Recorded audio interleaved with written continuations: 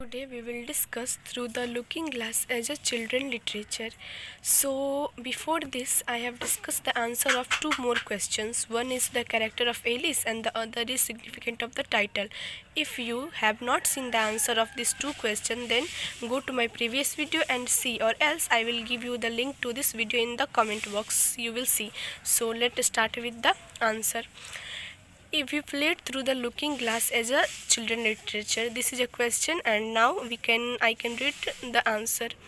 Through the Looking Glass is a simple and straightforward novel written by Lewis Carroll. It is a fantasy fiction, that's why it is also called children literature. As children's literature is based entirely on fiction and has nothing to do with the real world. In spite of this, children's literature should have ample description and at the same time have a quality of fantasy. In this literature, the weird and peculiar creature is must taken place. Children talk to toys as if they were inanimate to them. Although they can't really talk like this, it is their imagination that makes them happy. This is a feature of children's literature where dreaming plays a major role. Carroll has successfully created very quality content features that make the novel Through the Looking Glass as a children literature.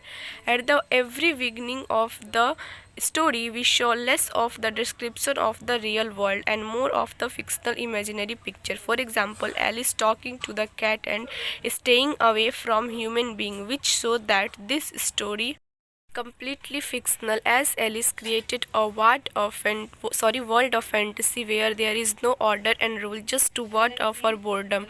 She was alone in the real world, but there was many animals and creatures to talk to her in the imagination world.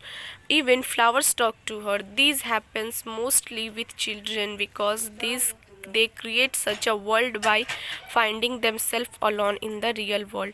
In this story, Red Queens had a good behavior with Alice, whereas in the real world, the upbringing's nature is very strict. Alice's imagination world was the completely opposite of the real world, where she freely enjoyed the imagination world. Thus, we can say that this is children's literature. As children literature is very important for child and also adult, it provides children opportunity to respond to literature, develop growth needs and creativity. As the Victorian age was said to be ahead of travel, there was many type of suppression on women. So Alice was also inspired by imagination world to raise her voice against the oppression of women in the real world. This is also a quality of literature where children are taught from the ever point of view. We can call it children literature. So I hope you can understand the answer of Through the Looking Glass as a children literature.